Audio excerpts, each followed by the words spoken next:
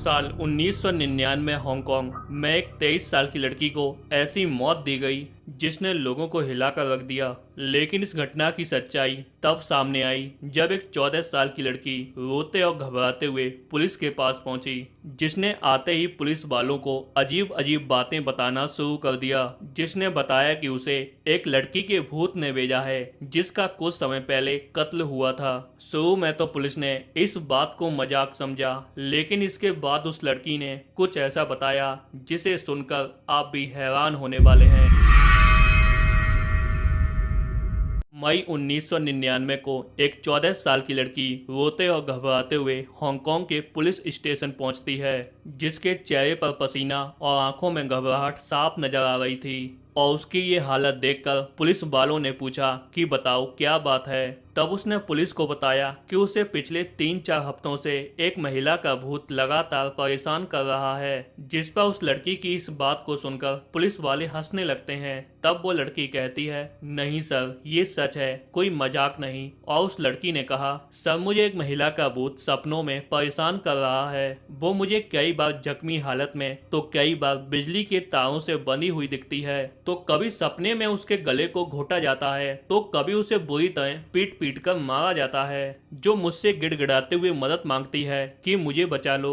और आखिर में तड़पते हुए उसकी मौत हो जाती है। जिस पर पुलिस वाले जैसे ही उस लड़की की इस बात को सुनते हैं, वो मुस्कुराते हुए उसकी इस बात को हल्के में लेते हैं और उसे किसी तरह समझाकर वापस भेज देते हैं, क्योंकि पुलिस वालों का मानना था कि ये सब उस लड़की के सपने हैं और कुछ नहीं। लेकिन इसके बाद अगले दिन वो लड़की पुलिस स्टेशन पहुंच जाती है और फिर से पुलिस वालों के सामने गिड़गिड़ाते हुए कहती है, प्लीज सर मेरा यकीन कीजिए, जो कुछ भी मैंने कहा वो सब सच है, मैं सच बोल रही हूँ। हालांकि पुलिस वालों की दिलचस्पी तब बढ़ गई जब उस लड़की ने कुछ ऐसा बताया जिसे जानकर पुलिस वालों के होश उड़ गए। और वो लड़की कहती है कि उसे जिस महिला का भूत दिखाई देता है उसका कत्ल हुआ था, और जिन लोगों ने उस महिला का कत्ल किया था उसमें जाने अनजाने में मैं भी शामिल हूँ। जिस पर पुलिस वाले इस बात को सुनकर दंग रह गए और इस मामले को सीरियस लेकर इसकी जांच करने की सोचने लगे।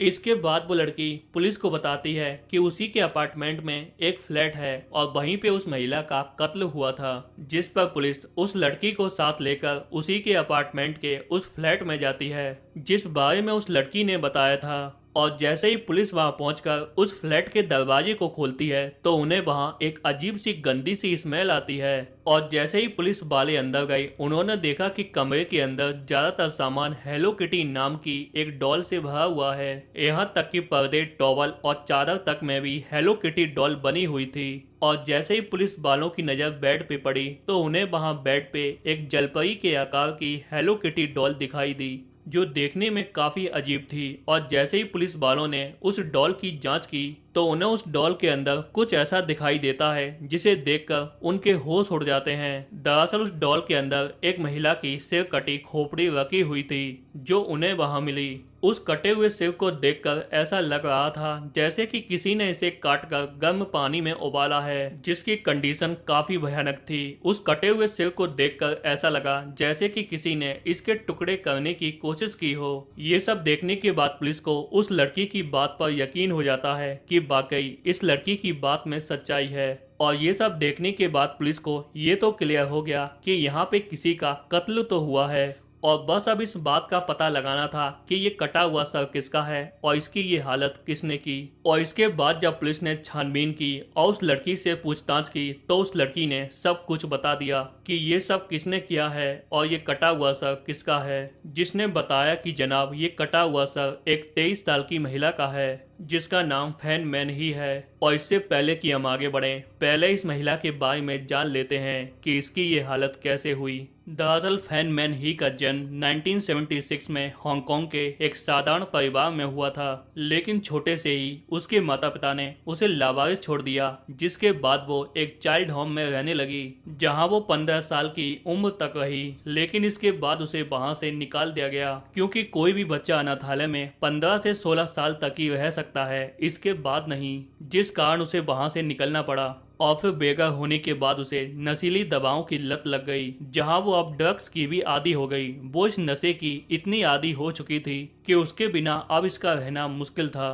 लेकिन पैसे की कमी के कारण वो ड्रग्स खरीद नहीं पा रही थी। जिसके बाद फैन मैन ही अपनी इस लत को पूरा करने के लिए 21 साल की एज में जिस्म फरोशी के धंधे में उतर आई और इस काम से उसे जो भी पैसा मिलता उससे वो ड्रग्स खरीद लेती और जिसे लेकर वो नशे में मस्त रहती। इस बीच उसने एक वेश्यालय में भी काम किया, जहां आगे चलकर उसने अपने एक ग्राहक एनजी ची यूएन नाम के एक व्यक्ति से शादी कर ली, जो एक ड्रग एडिक्ट और नशेड़ी था। जिसके 2 साल बाद फैन मैन ही ने एक बेटे को जन्म दिया। लेकिन इनके इस रिश्ते में सब कुछ ठीक नहीं था, क्योंकि फैन मैन ही के पड़ोसियों का कहना था कि अक्सर इनके घर से झगड़े और बच्चे के रोने की आवाजें आती हैं। जिस पर फैन मैन ही ने अपने बच्चे की सेफ्टी और उसके फ्यूचर को लेकर अपने आप को बदलने का फैसला किया, जिसने अब ड्रग्स और जिस्म फरोशी छोड़ दी। जिसने सोचा कि अब ऐसे जिंदगी नहीं चलेगी, क्यों ना कहीं पे कोई नौकरी कर ली जाए। इसके बाद उसने एक नाइट क्लब में नौकरी करना शुरू कर दिया और उसने अपने हिंसक पति को भी छोड़ दिया था। लेकिन यहाँ काम करते हुए उसे काफी कम पैसे मिल रहे थे, जिस कारण उसे काफी मुश्किल हो रही थी और फिर से उसने नौकरी के साथ जिस्म फरोशी का काम करना शुरू कर दिया। और जहां काम करते करते एक दिन उसकी मुलाकात एक 34 साल के चैन मैन लोक नाम के व्यक्ति से हुई, जो एक दलाल और ड्रग डीलर था। उस समय फैन मैन ही 23 साल की थी और इसके बाद इन दोनों में दोस्ती हो गई, जहां चैन मैन लोक का फैन मैन ही का रेगुलर कस्टमर बन चुका था, जो अक्सर फैन मैन ही से मिलने आता जाता और उसके साथ कुछ समय बिताकर चला जाता। इस बीच सब कुछ सही चल रहा था कि तभी अप्रैल 1999 में फैन मैन ही एक दिन चैन मैन लोक के घर पे गई, जहां इन दोनों ने साथ में कुछ समय बिताया। और जब चैन मैन लोक कुछ टाइम के लिए दूसरे कमरे में गया तो उसके पीछे से फैन मैन ही ने उसका पर्स चुरा लिया, जिसमें 4000 हांगकांग डॉलर थे। और जैसे ही फैन मैन ही उस कमरे से जाने लगी, चैन मैन लोक ने उसे रोक लिया, क्योंकि उसे पता चल गया था कि उसका पर्स कमरे से गायब है। और हो ना हो यकीनन ये काम फैन मैन ही ने ही किया है, क्योंकि इस कमरे में हम दोनों के अलावा कोई और मौजूद ही नहीं है। जिसके बाद उसने फैन मैन ही को बाहर जाने से रोक लिया और उसने कहा कि मेरा पर्स कहाँ पे है, जिस पर उसने कहा कि मेरे पास कोई भी पर्स नहीं है। जिसके बाद चैन मैन लोक ने फैन मैन ही की तलाशी लेना शुरू कर दिया और जब उसने तलाशी ली तो उसके पास पर्स निकल आया। इसके बाद उसने पर्स को साइड में रखा और फैन मैन ही को गुस्से से देखने लगा और उसने कहा कि देखो, मैंने अपने 4000 हांगकांग डॉलर तो ले लिए हैं, लेकिन अब तुम्हें अपनी इस गलती के बदले पेनल्टी के तौर पर 10,000 हांगकांग डॉलर देने पड़ेंगे। उस समय फैन मैन ही उसका गुस्सा देखकर समझ गई कि अगर मैंने इसके 10,000 डॉलर नहीं दिए तो पक्का ये मुझे मार डालेगा। जिस पर फैन मैन ही ने चैन मैन लोक से कहा कि देखो, अभी मेरे पास इतने पैसे नहीं हैं, लेकिन जब भी मेरे पास इतने पैसे हो जाएंगे मैं धीरे धीरे तुम्हारा पैसा चुका दूंगी, इसलिए अभी के लिए मुझे जाने दो। इसके बाद चैन मैन लोक ने उसे जाने दिया कि ठीक है, तुम बाद में मेरे पैसे लौटा देना।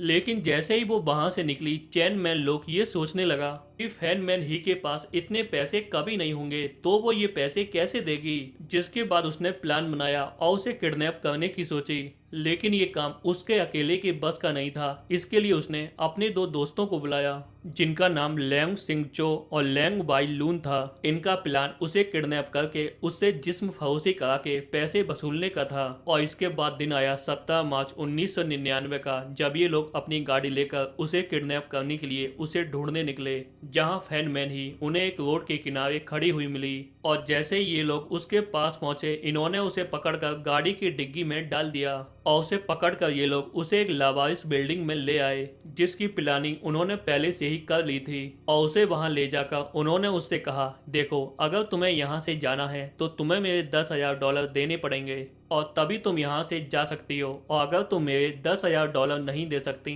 तो तुम्हें मेरे लिए जिस्म फरोशी का काम करना पड़ेगा और उससे जो पैसे आएंगे वो मैं अपने पास रख लूंगा और जिससे तुम ये पैसे चुका दोगी। और इसके बाद इन लोगों ने उसे खाना खिलाया और फिर इन तीनों ने उसके साथ रेप किया। और फिर अगले दिन इनके ग्रुप के कुछ और लोग भी इसमें शामिल हुए, जिसमें वो 14 साल की लड़की भी शामिल थी, जो इस केस के शुरू में पुलिस के पास पहुंची थी, जिसने वहां आते ही देखा कि सामने के कमरे में एक लड़की जमीन पर पड़ी है जिसकी हालत कुछ ठीक नहीं लग रही थी। और जब उस 14 साल की लड़की ने उन लोगों से पूछा कि ये कौन है, तब उन्होंने कहा कि कुछ नहीं, इसने हमसे कुछ पैसे लिए थे जो ये दे नहीं पाई, इसलिए हम बस इससे थोड़े मजे ले रहे हैं। और फिर इसके बाद इन लोगों ने उस लड़की के सामने फैन मैन ही को बुरी तरह से पीटना शुरू कर दिया। ये लोग उसे वहां पड़ी लकड़ियों से पीट रहे थे, यहाँ तक कि अब इन्होंने सारी हदें पार कर दी। ये लोग अपने लोगों को बुलाकर रोजाना दिन में कई बार उसका रेप करवाते, जिसके बदले वे लोग इन्हें पैसे देते